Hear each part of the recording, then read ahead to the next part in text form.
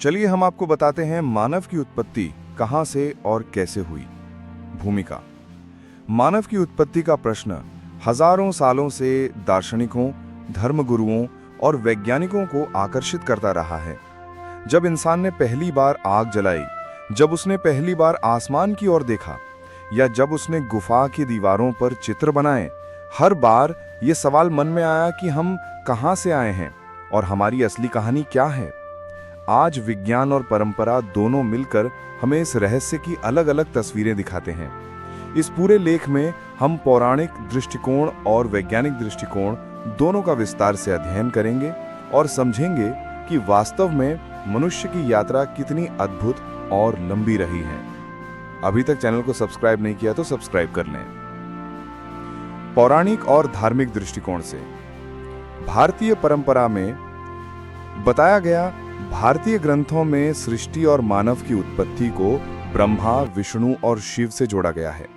ऋग्वेद के पुरुष सूक्त के अनुसार पूरा ब्रह्मांड एक आदि पुरुष से उत्पन्न हुआ। पुराणों के अनुसार मनु और शतरूपा से मानव जाति की शुरुआत हुई। जल प्रलय के समय भगवान विष्णु ने मनु को बचाया और आगे की पीढ़ियां उनसे ही बढ़ीं।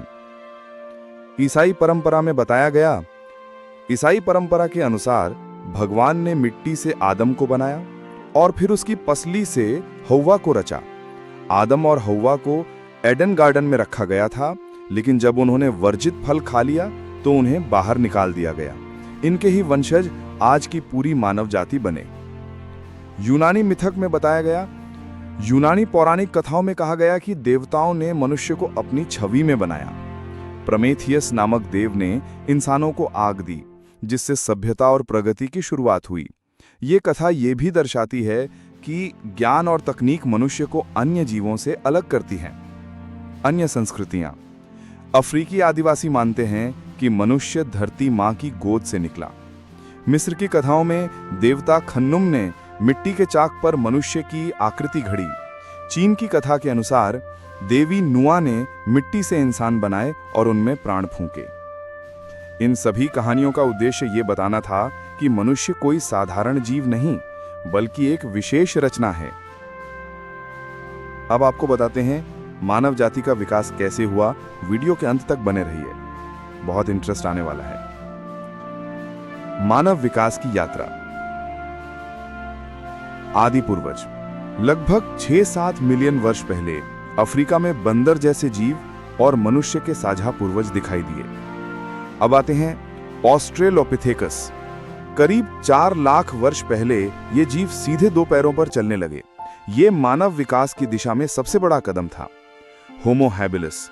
लगभग 2 लाख वर्ष पहले इस प्रजाति ने पत्थरों से औजार बनाना शुरू किया था। होमो इरेक्टस। करीब 1.5 लाख वर्ष पहले इन्होंने आग का उपयोग किया और लंबी यात्राएं की। यही प्रजाति अफ्रीका से निकलकर एशिया और यूरोप पहुंची। निएंडरथल। लगभग 2 लाख वर्ष पहले यूरोप और पश्चिम एशिया में निएंडरथल रहते थे। ये अच्छे शिकारी थे, कपड़े पहनते थे और अपने मृतकों को दफनाते थे। होमो सेपियंस। करीब 2 लाखों वर्ष पहले आधुनिक मनुष्य यानी हम प्रकट हुए। ये प्रजाति भाषा, कला और संस्कृति में सबसे उन्नत थी।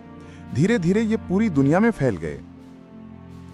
विशेषताएं जो मनुष्य को अलग बनाती हैं। भाषा और संचार।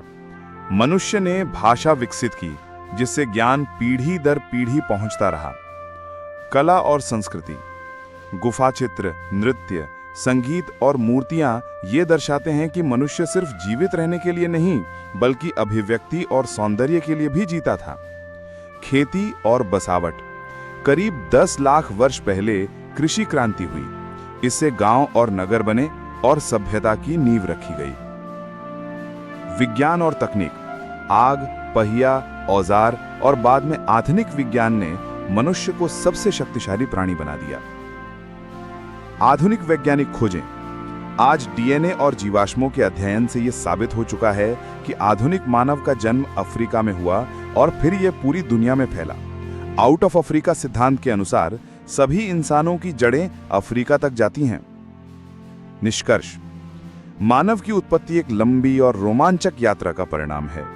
धर्म और पौराणिक कथाएं हमें प्रतीकात्मक उत्तर देती हैं, जबकि विज्ञान ये बताता है कि कैसे करोड़ों वर्षों के विकास के बाद आज हम इस स्थिति तक पहुंचे हैं। हमारी कहानी ये सिखाती है कि मनुष्य की असली ताकत उसकी जिज्ञासा, ज्ञान की खोज और अनुकूलन की क्षमता में छुपी है। ऐसी ही कहानी सुनने के लिए सब्सक्राइब करें।